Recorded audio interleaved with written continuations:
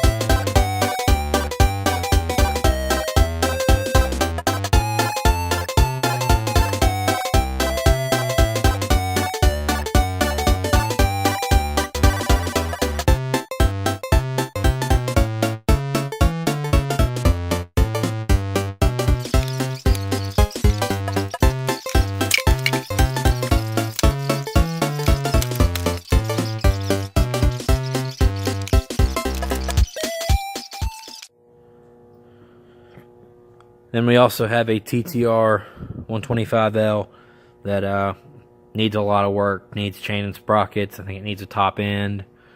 We're going to start working on that here in the next few days too.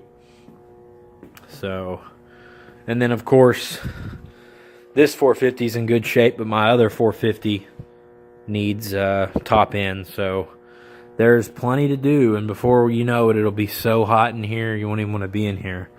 So, gonna get out here earlier in the morning, get as much done as I can, and then maybe play some airsoft the rest of the day. This is the 09, what's left of that 09 YZ450. Case busted here. So gonna go ahead and split this just for the crank and transmission, and the inner clutch cover and a few other things we're gonna do. And 03 CR125 case here. Basically have to take out all the transmission bearings and replace them.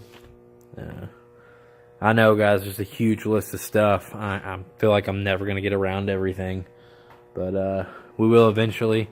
Besides that, I've trying to slowly get some of my plaques on the wall, and that's just because it's either hang them on these walls, which still aren't even finished, or throw them away, because most of them got damaged in the house fire, and they're not clean or nice enough to be in the house, so they either have to go up on these walls or they're getting thrown away, and really paid too much money for them to just throw them away. So we're going to start trying to get them up there.